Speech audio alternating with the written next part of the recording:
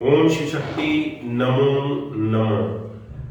तो आज का टॉपिक है कि धन जन्म से ही कैसे प्राप्ति हो।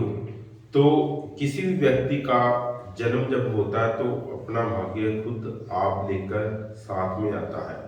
तो कहने का भाव यह है, जो भी प्राणी मनुष्य या कोई भी पैदा होता है तो उसका पालन पोषण और रहन सहन ईश्वर का ने करना ही होता है।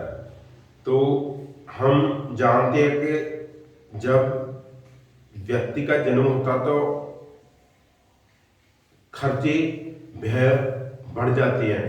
तो धन की कैसे प्राप्ति हो, तो धन जन्म से ही प्राप्त किया जा सकता है, क्योंकि कोई भी जीव जब जन्म लेता है तो अपना भाग्य, जैसे मैंने पहले बताया, साथ लेकर आता है। तो भाग्य कैसा होगा, यदि भाग्य मान लीजिए अच्छा नहीं है, जहाँ धन भाव जैसे लाभ भाव 11वां स्थान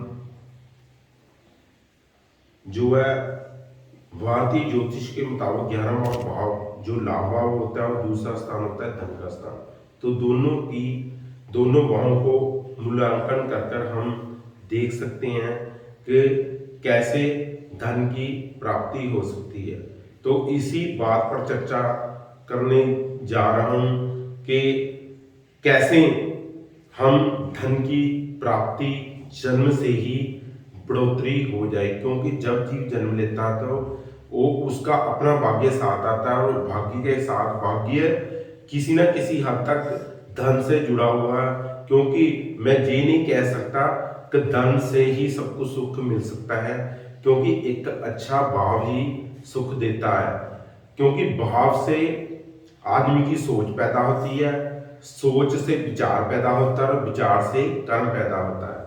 तो फिर भी जो मैं ये कह सकता हूं, धन से सुख अर्जित किया जा सकता है, लेकिन एक अच्छा भाव रखते हुए, एक अच्छी सोच रखते हुए, एक अच्छा विचार रखते हुए, एक अच्छा कर्म करने के साथ। तो सभी इस बात पर हैरान हो गए कि जन्म से ही धन की कैसे प्राप्ति हो सकती है। तो जन्म से ही धन की प्राप्ति हो सकती है, क्योंकि जन्म से ही हर व्यक्ति अपना भाग्य लिखता है। भाग्य जो है धन से काफी हद तक जुड़ा हुआ है, क्योंकि धन से ही काफी मतलब हम किसी भी वस्तु का या किसी भी चीज का आदान प्रदान हम मतलब थ्रू आउट धन से ही करते हैं। धन जैसे हिंदुस्तान पे रुपयों की करेंसी चलती है, इंग्लैंड में पाउंड चलते हैं, यूरोप में यूरो चलते हैं, अमेरिका में अमेरिकन डॉलर की कीमत क्या है, ऐसे ऑस्ट्रेलिया में अलग कीमत है डॉलर की। तो अलग अलग मतलब जैसे द्राम चलती है, आपने ये लगा लोग जो जितनी भी गल्फ कंट्रीज है उसमें द्राम चलते हैं। अलग अलग कंट्री की अलग अलग मुद्रा है, तो उस मुद्रा को ही हम धन मानते हैं। तो उस धन से ही हम किसी भी वस्तु का आदान प्रदान कर सकते हैं। तो जब व्यक्ति जन्म लेता तो भारतीय ज्योतिष कुंडली के मुताबिक उसका सबसे पहले हमने क्या करना होता है, लगन देखना होता है, लगन कैसा है। तो लगन से ही मतलब काफी हद तक उसका भाग्य देख सकते हैं। वैसे तो भाग्य स्थान कुंडली के मुताबिक नवम स्थान होता है, और नवम जो जिसको हम बोलते हैं नमाज कुंडली में भी भाग्य कुंडली का बहुत ज्यादा रोल होता है। सो सबसे पहले हमने लगन को बलि मानना होता है। यदि लगन राशि कोई भी हो, मैं अलग अलग अगले अपने एपिसोड में बताऊंगा।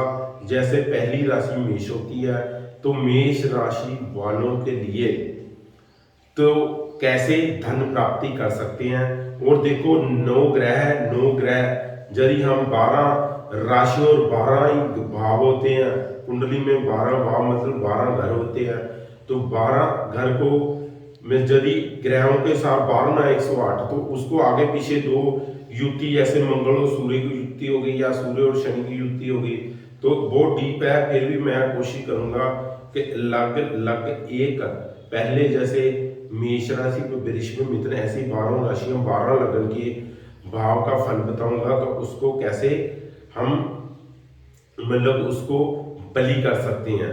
तो हम सिंपली आज मैं बताने जा रहा हूं कि पहला जो भाव, जैसे पहला भाव पहला घर, उसमें मेष राशि से लेकर मतलब अंत जो है मीन राशि तक किसी भी राशि हो तो उस ग्रह के संबंधित हम पहले भाव को ही बलि करना होता है। मान लीजिए किसी का मेष लग्न है, उसके स्वामी मंगल हो गए, मंगल यदि निर्बल है, निर्बल कमजोर है, अपनी नीच राशि में बैठा हो, अपनी शत्रु राशि में बैठा हुआ, या छठे अष्टम स्थान में या 12वें स्थान में बैठा है, क्योंकि इसको तिर्क भाव बोलते हैं। तो एक तरह की मैं आपको ज्योतिष सिखा रहा हूं, तो जो थोड़ा बहुत ज्ञान रखने वाले ज्योतिष वाले मेरी बात समझ रहे होंगे। तो इसका भाव मेरा, मैं क्या बोल रहा हूँ, उसका क्या अर्थ है, और जो नए मेरे साथ जुड़ रहे हैं उसको भी मालूम पड़ जाएगा। एक बुक लेकर आओ, मतलब बेसिक नॉलेज ऑफ एस्ट्रोलॉजी, तो उसका मतलब बेसिक नॉलेज क्या है कुंडली की, जैसे 12 राशि और 27 नक्षत्र होती है, डिग्रियां क्या होती है, कौन कौन सी राशि होती है, 5 तत्व कौन कौन से थे, जल, मतलब सभी उसमें लिखा होता है। उससे क्या फिर मेरी आसानी से बात समझ आ सकती है। तो पहले घर को ही मजबूत करना होता है। जैसे मैंने मेष लग्न बताया तो उसके स्वामी मंगल है, तो मंगल का पोजीशन देखनी होती है। यदि छठा होता है रोगों का, अष्टम होता है मृत्यु का, और 12वां स्थान होता है खर्च व्यवहार। तो इसमें बैठा हुआ तो उसका मंगल एक तरह का निर्बल ही होता है। तो उसको बलि करने के लिए हम मंगल का मतलब उसको मंगल को इनहांस एनर्जी देने के लिए, पावर में लाने के लिए, उसको बलि करने के लिए, बलशाली करने के लिए, तो मंगल को पावर देने के लिए जैसे हनुमान चालीसा कोई भी पढ़ सकता है, हनुमान जी के पैरों का सिंदूर मतलब लगा सकता है रोजाना। उसके बाद मंगलवार का व्रत रख सकते हैं, मंगलवार के दिन प्रसाद बांट सकते हैं। तो ये सब कुछ ये जो है तो उससे मंगल इनहांस पावर में आ जाएगा, जिससे मंगल की पावर बढ़ती जाएगी और हमारा लगन बलि होता जाएगा। तो उसके बाद में एक बात ध्यान दो हो रहा है, और धन और लाभ स्थान के मालिक कौन है। जैसे मेष लग्न होगा तो दूसरा स्थान धन स्थान हो गया वृष राशि, और जो लाभ स्थान हो गया 11वीं राशि होती है कुंभ राशि। तो शनि दूसरा भाव मतलब 11वां लाभ भाव शनि की पोजीशन को भी देखना पड़ता है, क्योंकि लाभ कहाँ से होगा तो उसकी शनि की पोजीशन देखनी पड़ेगी। और सेकंडली क्या है, दूसरा भाव जैसे धन वृक्ष तो शुक्र का ही उसमें रोल काफी होगा। तो मतलब क्या है, सबसे बड़ी बात आज के लिए इतना ही। ओम शिव शक्ति नमः।